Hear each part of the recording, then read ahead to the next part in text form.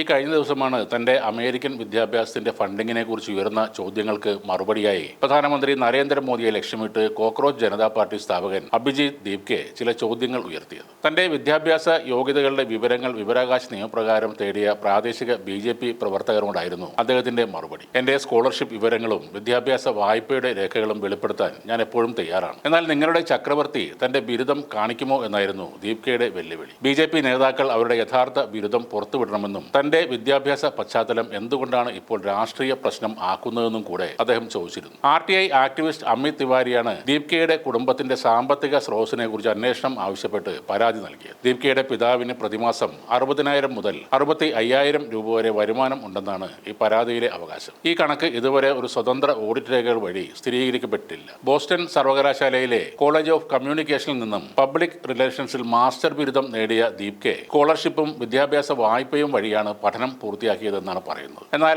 യൂണിവേഴ്സിറ്റിയുടെ ഔദ്യോഗിക കണക്കുകൾ പ്രകാരം ഒരു സെമസ്റ്ററിന് ഏകദേശം $48,000 ചെലവ് വരും. താമസം, ഭക്ഷണം, പുസ്തകങ്ങൾ ഉൾപ്പെടെയാണ് ഈ തുക ചെലവ് വരുന്നത്. ഇനി ഈ സ്കോളർഷിപ്പിന്റെ തുക കിഴിച്ചാലും ഒരു സെമസ്റ്ററിന് $35,000 വേണ്ടിവരും. 3 സെമസ്റ്ററുകളായി ഇത് വലിയൊരു തുകയാണ്. ഇത് വിദ്യാഭ്യാസ വായ്പ വഴിയാണ് കണ്ടെത്തിയതെന്നാണ് ദീപ്കയുടെ വിശദീകരണം. എന്നാൽ ലോൺ അനുമതി കത്ത് പുറത്തു വിടുമെന്ന് അദ്ദേഹം വാഗ്ദാനം ചെയ്തിട്ടുണ്ടെങ്കിലും ഇതുവരെ അത് പുറത്തു വിട്ടിട്ടുമില്ല. എന്നാൽ തന്റെ ഫണ്ടിംഗ് പൂർണ്ണമായി തെളിയിക്കുന്നതിന് പകരം മോദിയുടെ ബിരുദത്തെക്കുറിച്ചുള്ള ചോദ്യവുമായി അഭിജിത് ദീപ്കെ ഈ വിഷയം മാറ്റിയെന്നൊരു വിമർശനവും ഇപ്പോൾ ഉയരുന്നുണ്ട്. അതേപോലെ ജന്തർ മന്ദർ സമരത്തിലെ കേസുകളെല്ലാം പിൻവലിക്കാമെന്ന് കേന്ദ്ര സർക്കാരിലെ 2 മന്ത്രിമാർ ചർച്ച നടത്തിയപ്പോൾ അവർക്ക് വാക്ക് കൊടുത്തതാണ്. എന്നാൽ ഇപ്പോൾ കേസെടുക്കാൻ പറഞ്ഞത് സുപ്രീം കോടതിയാണ്. തങ്ങൾക്കൊന്നും ചെയ്യാനില്ലെന്നാണ് സർക്കാർ പറഞ്ഞത്. എന്നാൽ CJP ഈ വിഷയത്തിൽ കേന്ദ്ര സർക്കാരിനോട് വീണ്ടും അപേക്ഷിക്കാനൊന്നും പോയില്ല. കോടതിയാണ് ഈ കാര്യങ്ങൾ തീരുമാനിക്കുന്നതെങ്കിൽ പിന്നെ നിങ്ങളോട് ഞങ്ങൾ ചർച്ച ചെയ്യേണ്ട ഒരു ആവശ്യവുമില്ലല്ലോ, ഞങ്ങൾ കോടതിയോട് നേരിട്ട് ബോധിപ്പിക്കാം എന്നായിരുന്നു അവരുടെ മറുപടി. അങ്ങനെ കേസ് പിൻവലിക്കുന്ന കാര്യമൊക്കെ നിയമപ്രകാരം സംസ്ഥാന സർക്കാരുകൾക്ക് തീരുമാനിക്കാമെന്ന് കോടതിയും പറഞ്ഞു. അപ്പോഴാണ് അഭിജിത് ദീപ്കയുടെ വിദ്യാഭ്യാസ ചെലവുകളെ പറ്റി